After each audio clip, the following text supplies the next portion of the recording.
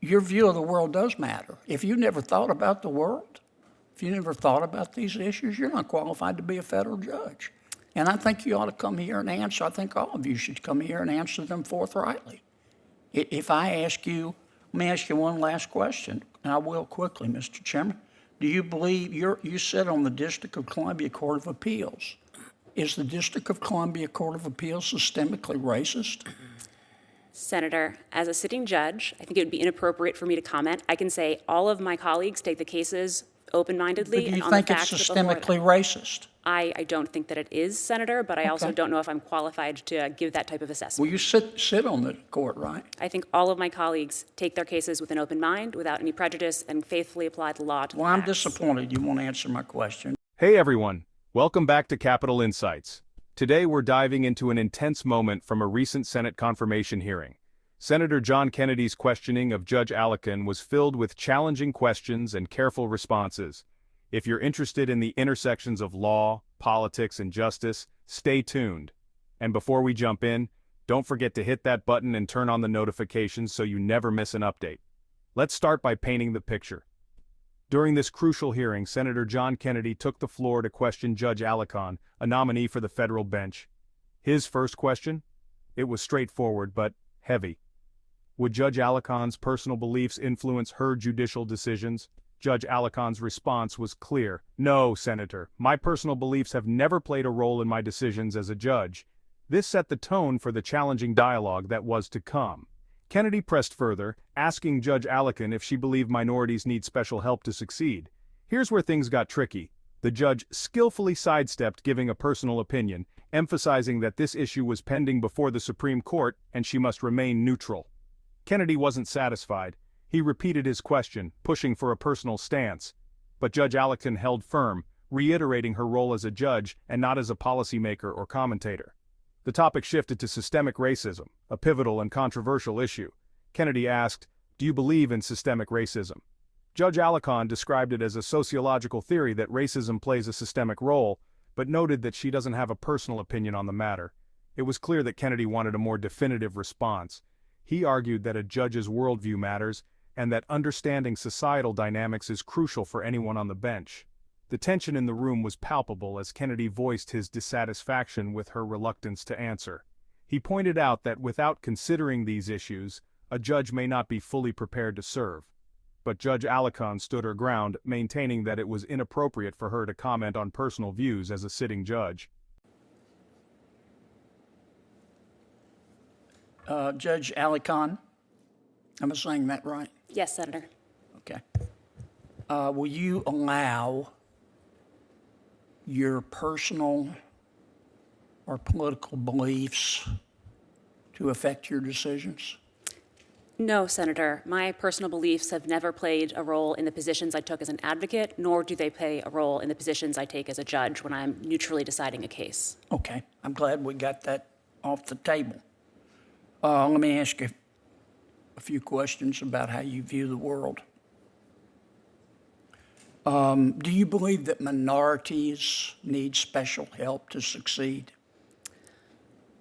Senator, that issue is currently pending before the U.S. Supreme Court. Yes, ma'am, but we just established that you're not going to let your personal opinions affect your decisions. You're going to follow precedent. Absolutely. I will follow whatever precedent comes from the Supreme Court. So let's talk about your personal opinions, which will be irrelevant to your position on the court. Do you believe that minorities need special help to succeed? Senator, again, I don't have a personal position, and sitting here as a current sitting judge and as a nominee, have you thought about that? I am aware that we have given preferential treatment. It's been subject to a lot of different court cases. The issue. Do you agree with that or disagree with it? It's not a question, Senator, of whether I agree or disagree. I Sure apply the law as it comes before me. You're being confirmed to the federal bench, and presumably you're a critically thinking person. I'm just asking you what you believe. Let me ask you one more time. Do you believe that minorities in America need special help to succeed? It's a very simple question. Senator, to the extent policymakers have enacted laws that provide protections, do you agree with those policymakers? I am not a policymaker, and as a sitting judge, it is... You don't have an opinion, or you're just not going to answer. I don't want to waste more time if you're not going to answer. Senator, as a sitting judge, it is inappropriate for me to No, it's comment not. on my personal views. No, it's not. We've already established that you're not going to let your personal beliefs interfere with your decisions, so I think you ought to tell us what your personal beliefs are. Do you believe that do you believe in systemic racism? Senator, again, that's a question for sociologists and academics. I take You don't have an opinion. You never thought about it. I take each case as it comes before me on the individual facts. What is systemic racism?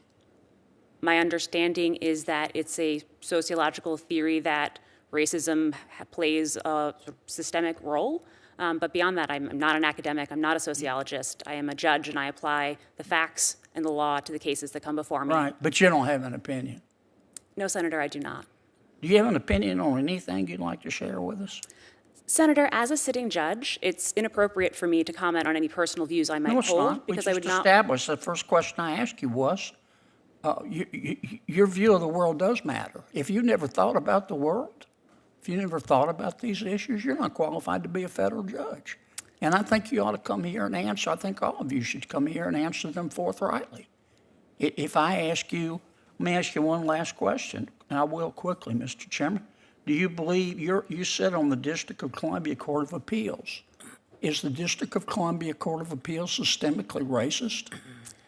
Senator, as a sitting judge, I think it would be inappropriate for me to comment. I can say all of my colleagues take the cases open-mindedly But do and you on the think it's facts that are before them. systemically racist? I don't think that it is, Senator, but I also Okay. don't know if I'm qualified to give that type of assessment. Well, you sit on the court, right? I think all of my colleagues take their cases with an open mind, without any prejudice, and faithfully apply the law to the Well, I'm facts. disappointed you won't answer my questions, but I thank the chairman for giving me the extra time.